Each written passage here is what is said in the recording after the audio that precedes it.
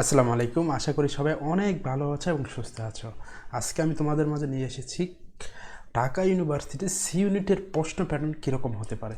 তোমরা অনেকেই আমাকে বিভিন্নভাবে বিভিন্ন জায়গায় কমেন্টে বা ইনবক্সে জানিয়েছো যে ঢাকা ইউনিভার্সিটির সি ইউনিটের লিখিত প্রশ্ন প্যাটার্ন নিয়ে একটু আলোচনা করতে, একটু ভিডিও কন্টেন্ট দিতে। আমি অলরেডি ঢাকা ইউনিভার্সিটি বি এবং ডি ইউনিটের কোশ্চেন প্যাটার্ন দিয়েছি যে কী ধরনের কোশ্চেন হতে পারে। তো আজকের যে ভিডিওটা সেটাতে দিয়েছি আমি হচ্ছে ঢাকা ইউনিভার্সিটির সি ইউনিটের কোশ্চেন প্যাটার্ন কীরকম হতে পারে, এবং এই ভিডিওতে আমি একদম সম্পূর্ণ গাইডলাইন তোমাদেরকে দিয়ে দিয়েছি বা রেখেছি দিব আজকে। তো এই বিষয়টা আর কি, তোমরা যারা হচ্ছে ঢাকা ইউনিভার্সিটিতে পরীক্ষা দিবে তোমরা অধিকাংশ একটা কনফিউশনের মধ্যে আছো যে আসলে তুমি কিভাবে শুরু করবে, কোন টপিক দিয়ে শুরু করবে, কোন টপিকগুলো বেশি জোর দিবে, রিটেনের জন্য তুমি কোন টপিকগুলো পড়বে। তো এই যখন একটা অবস্থা, ঠিক সেই সময়ে আমার মনে হয় যে এই ভিডিওটা দেখার পরে তোমার সকল কনফিউশন চলে যাবে। শুধু তাই নয়, তুমি আজকের পরেই একটা গাইডলাইন পেয়ে যাবে যে তুমি কিভাবে লিখিত প্রিপারেশন নেবে সি ইউনিটের জন্য। চলো তাহলে ভিডিওটি দেখা যাক শুরু থেকে শেষ পর্যন্ত। দেখো, প্রথমে আমি একটু বিগত বছরের কোশ্চেন একটু অ্যানালাইসিস করতে চাই। দেখো, বিগত বছরের কোশ্চেন যদি অ্যানালাইসিস করি, দেখো কী এসেছিল। বিগত বছরের কোশ্চেনে ছিল 45 মার্ক ছিল আর কি, টোটাল ছিল 45 মার্ক। যদিও তখন কি টোটাল ছিল কি 200 মার্কের, অর্থাৎ 200 মার্কের পরীক্ষার মধ্যে 45 ছিল। কিন্তু এবছর হচ্ছে কি হয়ে গেছে, এবছর হচ্ছে 100 মার্কের পরীক্ষা হচ্ছে, সেখানেও কি 20 মার্কের হচ্ছে জিপিএ, বাকি থাকছে কত 80। ঠিক আছে, এই 80-র মধ্যে হচ্ছে 50 মার্ক হচ্ছে লিখিত। অর্থাৎ এবছর কিন্তু কি হচ্ছে, লিখিতের উপর অনেকটাই ডিপেন্ড করছে তোমার চান্স পাওয়া এবং কি না পাওয়া। তো স্বাভাবিকভাবেই হচ্ছে এবছর তোমাদের লিখিত প্রশ্নের উপর একটু বেশি জোর দিতে হবে, তাই না?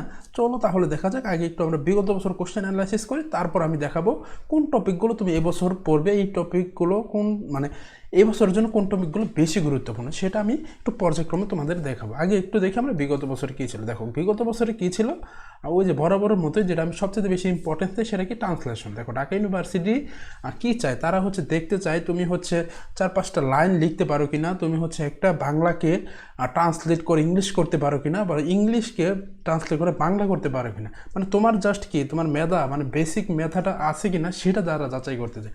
সেক্ষেত্রে ট্রান্সলেশনের চাইতে বেটার আর অপশন নেই। অর্থাৎ এটা ট্রান্সলেশন অত্যন্ত গুরুত্বপূর্ণ, এটা এবছরের জন্য অত্যন্ত গুরুত্বপূর্ণ।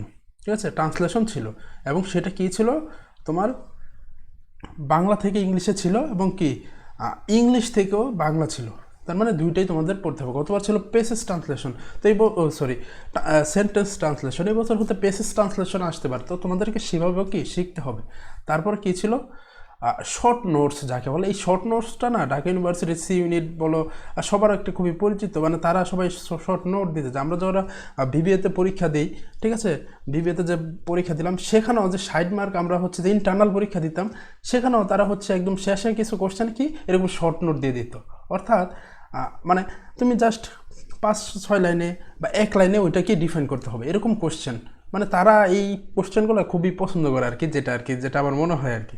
সো সেই ক্ষেত্রে হচ্ছে তোমার কি এই বিষয়গুলো একটু খেয়াল রাখতে হবে, আর একটু চোখ খোলা রাখতে হবে, যেটা কি তোমার আশেপাশে কি ঘটছে এই বিষয়গুলো, মানে রিসেন্ট টপিকগুলো একটু মাথায় রাখতে হবে। দেখো, এখানে যে কনসেপ্টগুলো আসছে, সাইবার ক্রাইম মানে শর্ট নোটস, তারপরে কি সনেট, মানে এখন দেখো তুমি এই বিষয়গুলো হয়তো জানো, সাইবার ক্রাইম কি এটা তুমি সবাই জানো, সনেট কি এটাও সবাই জানো, কিন্তু তুমি যদি এই যে এটা যেটা জানো সেটা যদি ইংলিশে ট্রান্সলেট বা প্রকাশ না করতে পারো, তাহলে কিন্তু তোমার জানাটা কোনো কাজে আসবে না। তাহলে তোমার কোথায় গুরুত্ব দিতে হবে, ফ্রি হ্যান্ড রাইটিং, তাই না?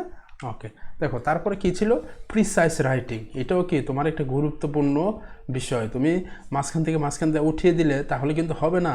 তুমি কিন্তু কোথায় পরীক্ষা দিতে চাচ্ছ, ঢাকা ইউনিভার্সিটি। তো ঢাকা ইউনিভার্সিটিতে পরীক্ষা দিতে গেলে তোমাকে কী করতে হবে, অবশ্যই একটা স্ট্যান্ডার্ড প্রিসাইজ লিখতে হবে। এবং সেটা কীভাবে লিখতে হবে, সেটা তোমার হচ্ছে এই সামগ্রিক বিষয় থেকে তোমার যে মূল বিষয়টা সেটা তোমাকে লিখতে হবে, মানে সামারি আর কি। তো এই সামারি আকারে আমি অবশ্য রিটেন ক্লাসগুলো যে নিয়েছি এই ইউটিউব চ্যানেলেই পাবে। ওইখানে হচ্ছে আমি একটা ক্লাসে দেখিয়েছিলাম যে কীভাবে প্যারাফ্রেজিংয়ের মাধ্যমে একটা সেন্টেন্সকে কতভাবে লেখা যায়। ঠিক আছে, ওইটা যদি ক্লাসগুলো একটু দেখে নিবে তাহলে তোমার জন্য অনেকটাই সুবিধা হবে। তারপর আরও কি ছিল, যেমন হচ্ছে কি এটা হচ্ছে বাংলা থেকে ছিল আর কি, মানে ব্যাখ্যামূলক প্রশ্ন বা এরকম কিছু কোশ্চেন থাকতে পারে, এবছর কি থাকতে পারে। যেমন সামাজিক উপন্যাস, লাল সালুকে কেন সামাজিক উপন্যাস বলা হয়, তো এই বিষয়গুলো হোপফুলি সবাই জানো। তারপরে কি ছিল, একটা প্যারাগ্রাফ ছিল। দেখো প্যারাগ্রাফও কিন্তু খুব কঠিন কিছু ছিল না, ছিল কি মাই মাদার, মানে তোমার মা সম্পর্কে। দেখো এই যে প্যারাগ্রাফটা ছিল, তো এটা তোমার কি করতে হবে, এটার দেখো তারা কি চাইছে, তারা হচ্ছে তুমি এই সম্পর্কে মাই মাদার এটা তুমি 5-7টা লাইন লিখতে পারো কিনা, ঠিক আছে। কিন্তু দেখা যায় অধিকাংশ স্টুডেন্ট তুমি নিজের সম্পর্ক লিখতে বললেও দেখা যায় সঠিকভাবে 5টা লাইন লিখতে পারে না।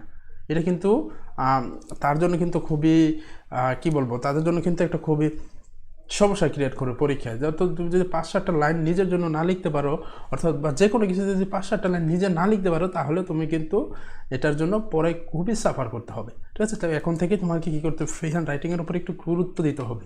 তারপরে দেখো এবার আসি একটু অন্যান্য যে কোশ্চেনগুলো, যেমন অ্যাকাউন্টিং থেকে কী ছিল, অ্যাকাউন্টিং ছিল যে সমন্বয় জাবেদা লিখনের উদ্দেশ্য, অর্থাৎ ডিসক্রাইপটিভ কোশ্চেন ছিল। এই কোশ্চেনগুলো যেমন হচ্ছে এটা ছিল। তারপরে কী ছিল, তারপরে হচ্ছে তোমার মার্কেটিং থেকে ছিল কি ভোক্তা বাজার বিভক্তিকরণের ভিত্তিসমূহ। তারপরে কি ছিল, ম্যানেজমেন্ট থেকে হচ্ছে বৈজ্ঞানিক ব্যবস্থার ভিত্তি। দেখো এই কোশ্চেনগুলো আবার মোটামুটি কি সব একটু অ্যাভারেজ ধরতে গেলে, মানে অ্যাভারেজ বলতে কি দেখো সবাই পারতেছে, এখানে মার্কটা খুব একটা বেরি করবে না। বেরি করবে কোথায়, বেরি করবে হচ্ছে এই জায়গাগুলো, ঠিক আছে। অর্থাৎ তোমার কোথায় জোর দিতে হবে, ইংলিশের উপর জোর দিতে হবে, ফ্রি হ্যান্ড রাইটিংয়ের উপর জোর দিতে হবে। তাহলে আমরা কি পেলাম, যে কোন টপিকগুলো ছিল আর কি। দেখো তাহলে বিগত বছর কোন কোন টপিকগুলো ছিল, আর সেন্টেন্স ট্রান্সলেশন ছিল বি এবং ই থেকে, মানে ইংলিশ থেকে বি বাংলা।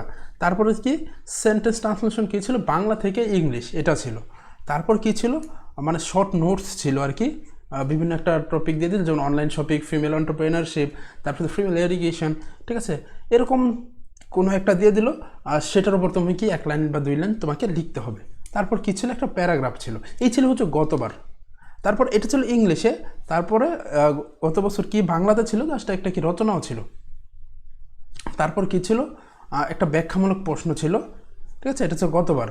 এখন অ্যাকাউন্টিং, ম্যানেজমেন্ট, ফিনান্স, মার্কেটিং, সেখান থেকে জাস্ট একটা কোশ্চেন ছিল, সেটা হচ্ছে ডিসক্রাইপটিভ প্রশ্ন ছিল। এটা খুব একটা সমস্যা হবে না, ঠিক আছে। সমস্যা হবে কোন জায়গায়, যে এই বিষয়গুলো নিয়ে, ঠিক আছে।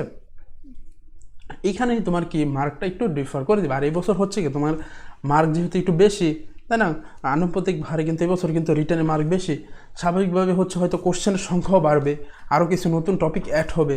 তো সেই টপিকগুলো আসলে কী হতে পারে সেটা আমি একটু দেখানোর চেষ্টা করি।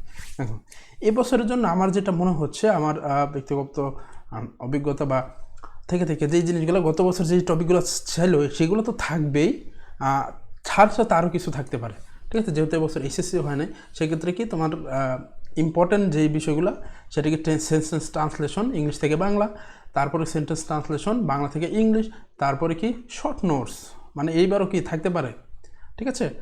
তারপরে কি প্রিসাইজ রাইটিং বা সামারি এবারও থাকতে পারে, একটা তোমার আনসেন্স প্যাসেজ দিয়ে দিবে, দেন ওটার কী লিখতে হবে, তোমার সামারি লিখতে হবে। তারপর কি প্যারাগ্রাফ অন রিসেন্ট টপিক্স, কোনো একটা রিসেন্ট টপিকের উপর প্যারাগ্রাফ দিতে পারে, অথবা একদম সহজ একটা প্যারাগ্রাফ দিয়ে দিতে পারে, যেটাতে তোমার কি নিজের প্রতিভা বিকাশ বা নিজের একটা প্রতিভা বিকাশ করার সুযোগ থাকবে আর কি, এমন একটা প্যারাগ্রাফ তোমাকে দিতে পারো। অর্থাৎ নিজে থেকে লিখতে পারবে, মানে কমন যে একটা বিষয় ওরকম থাকবে না। মানে ঢাকা ইউনিভার্সিটিতে যেটা চায় আর কি, তোমার দক্ষতাটা একটু যাচাই করতে, যারা এরকম কিছু টপিক দিবে না যেটা হচ্ছে তুমি মুখস্থ করে আসবা, দেন তুমি হচ্ছে ওইটা খালি গলাদকরণ করে দিবা খালি, এরকম হলে হবে না আর কি।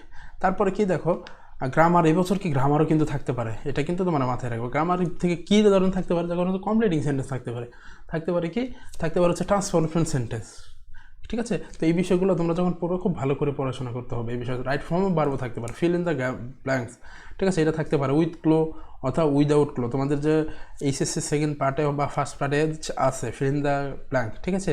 তো এই বিষয়গুলো কিন্তু তোমরা একটু ভালো করে প্র্যাকটিস করবে। এক্ষেত্রে তুমি হচ্ছে তোমার বোর্ড বা বিগত বোর্ডগুলোতে ছিল যেগুলো এসএসসি সেখান থেকেও প্র্যাকটিস করতে পারে, সমস্যা নেই। তারপরে বাংলাতে কি আরও কিছু অ্যাড হতেও পারে, রচনা থাকতে পারে, ব্যাখ্যামূলক প্রশ্ন তো থাকবেই, ব্যাকরণ থেকেও কোশ্চেন থাকতে পারে কিছু, ঠিক আছে। তারপর এক কথায় প্রকাশ, এই মুখস্থ পাঠগুলো থেকে কিন্তু কোশ্চেন থাকতে পারে, এটা কিন্তু মাথায় রেখো। বাগধারা, সমার্থক শব্দ, এক কথায় প্রকাশ, তো এই বিষয়গুলো খুবই ভালো করে তোমাদেরকে এখন থেকেই পড়তে হবে। আর ডিসক্রাইপটিভ তো থাকতেই পারে, ঠিক আছে, অ্যাকাউন্টিং, ম্যানেজমেন্ট, ফিনান্স, সেখান থেকে এবছর আমার মনে হচ্ছে যে অ্যাকাউন্টিং থেকে হয়তো 2-1টা ম্যাথ দিয়ে দিতে পারে, ঠিক আছে, রিলেটেড ম্যাথ ফ্রম অ্যাকাউন্টিং। তো এই বিষয়গুলো তোমাদের একটু দেখতে হবে। তো এখন তো এই গেল যে আমরা এই টপিকগুলো পড়বো বা এইভাবে আমরা প্রিপারেশন নিব। তো আজকে থেকে বা এখন থেকে তোমার কোন বিষয়গুলো পড়াশোনা করা উচিত, যেটা আমি বলতে চাই সেটা দেখো।